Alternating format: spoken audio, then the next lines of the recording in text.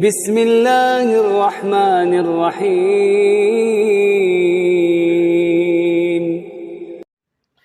Kemudian Bapak Ibu yang dirahmati Allah SWT, satu hadis Nabi SAW juga menyatakan tindakan menunda-nunda pembayaran hutang oleh orang yang berkecukupan, mampu dia nih, itu adalah kedzaliman. Ya. Maka apabila salah seorang di antara kalian diminta menagih orang yang mampu, maka hendaklah dia lakukan hal itu. Hadis riwayat Bukhari dan Muslim. Jadi kalau kita tidak punya duit dan kita butuh, ya mungkin untuk makan, untuk berobat, untuk apa dan sebagainya, kita tidak punya, maka kita hutang. Ya, dan hutang itu kan disampaikan berapa jumlahnya, kapan kita akan melunasinya. Misalkan begitu, ya. Kan atau ditulis atau kalau perlu ada saksi dan sebagainya, ya. Nah, kemudian kok ketika kita itu sudah mampu untuk membayar hutang, tetapi kita tidak segera melunasi hutang, menunda-nunda pembayaran hutang bagi orang yang mampu, itu adalah satu kezaliman kata Nabi. Tindakan menunda-nunda pembayaran hutang oleh orang yang berkecukupan itu adalah satu kezaliman. Ya, yang paling bagus bagaimana? Ya segera. Tergera apa? Dulu pernah saya sampaikan apa? Terburu-buru itu dari setan, ya. Istiqjal minasyaiton, ya. Tergesa-gesa, terburu-buru itu dari setan. Kecuali 3 hal. Salah satunya adalah segera bayar hutang. Kalau kita itu sudah mampu punya, segera dilunasi hutangnya. Ya. Kan enggak enak kita berada dalam keadaan apa? Terlilit utang itu, ya. Nah, maka kalau Allah SWT sudah memberikan kemampuan kepada kita, segera kita selesaikan hutang itu. Ya. Jadi terburu-buru dari setan kecuali 3 hal, yaitu menikahkan anak perempuan kalau dia sudah ada yang apa? Sudah mampu apa namanya? Bisa ya cukup untuk menikah, ada yang meminang dia ya. Kemudian menyegerakan apa? Menguburkan jenazah. Ya, kalau ada orang meninggal dunia segera dimandikan, dikafani, disolati, kemudian setelah itu segera dikebumikan ya, dimakamkan. Itu enggak apa-apa. Termasuk juga segera di dalam membayar hutang tadi itu ya. Begitu.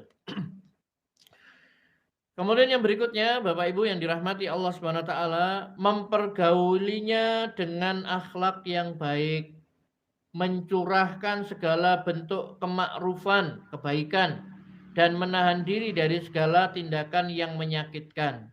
Menatapnya dengan wajah yang ceria, menerima segala bentuk kebaikannya, memaafkan segala kesalahannya, dan tidak membebaninya dengan beban yang tidak sanggup dia pikul. Itu termasuk adab seorang muslim terhadap muslim yang lainnya. Mempergauli dengan baik, ya, mencurahkan segala bentuk kemakrufan kepadanya, ya, menahan diri dari segala tindakan yang menyakitkan, mungkin bisa menyakiti, mendolimi dan lain sebagainya, ya. Termasuk juga menatap dengan wajah yang ceria, ya, seperti itu. Allah Ta'ala berfirman di dalam surah Al-A'raf ayat 199. Khuzil afwa wa'mur bil ma'ruf wa'arid anil jahilin. Khuzil afwa, jadilah engkau pemaaf. Wa'mur bil ma'ruf, dan suruhlah orang mengerjakan yang ma'ruf. Ya. Wa'arid anil jahilin, dan berpalinglah daripada orang-orang yang bodoh, orang-orang yang jahil, ya. Surat Al-A'raf 199. Allah perintahkan agar kita menjadi orang yang pemaaf. Khudil afwa, jadilah pemaaf, ya.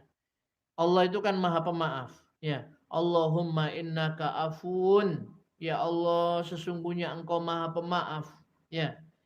Tuhibbul afwa fa'fu anni, ya.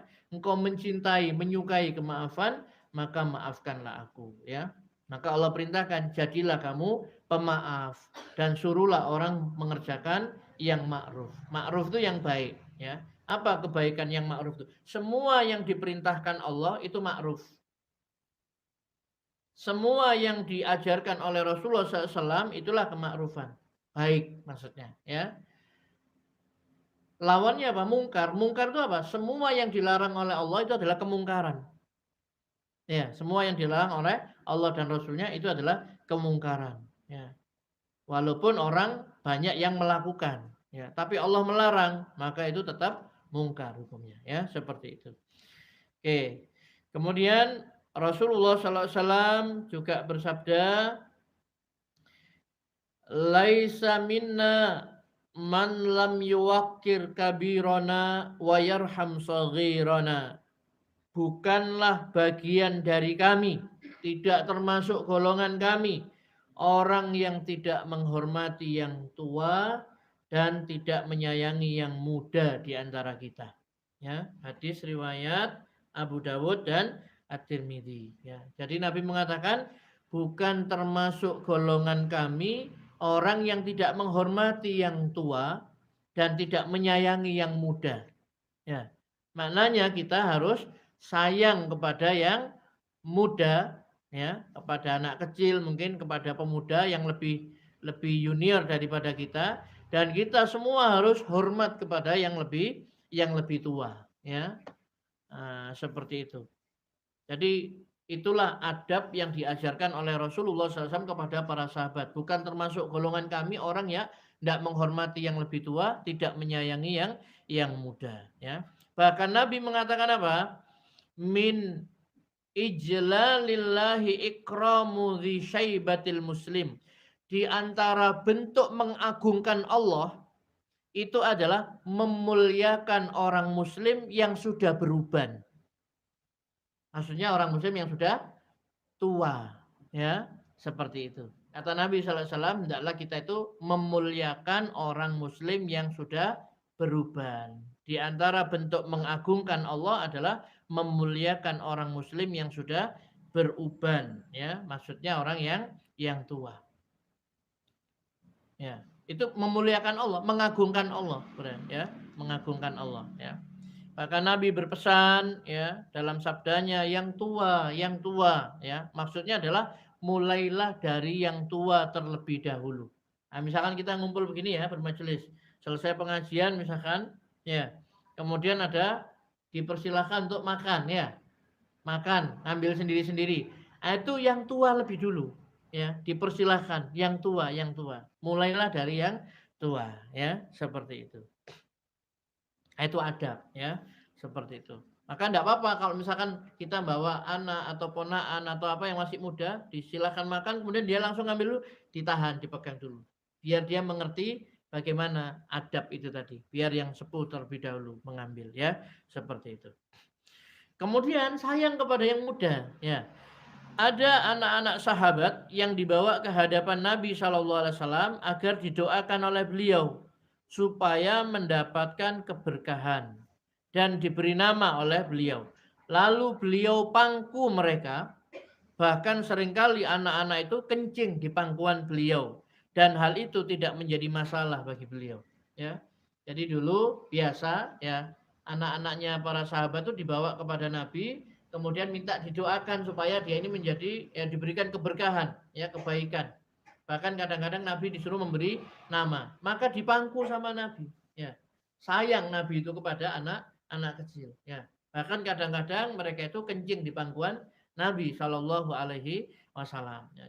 Jadi anak kecil ya sudah sama Nabi diangkat, digendong, dipangku, didoakan kebaikan-kebaikannya. Pokoknya sayang kepada yang muda. Ya.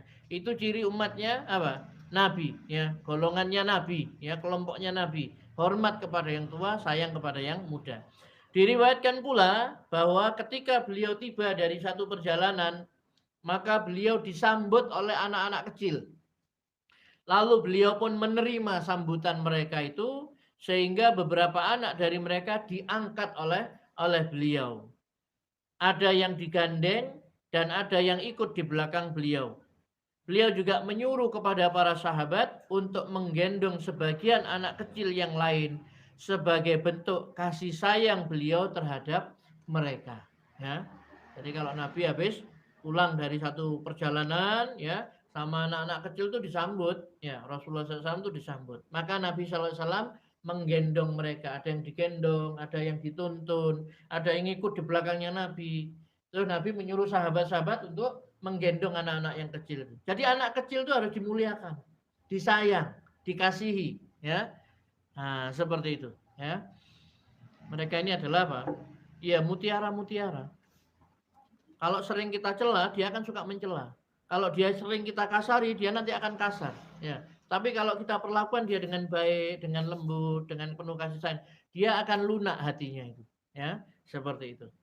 Maka ini ajaran dari Nabi SAW agar apa? Sayang kepada yang muda tadi itu, ya. Begitu.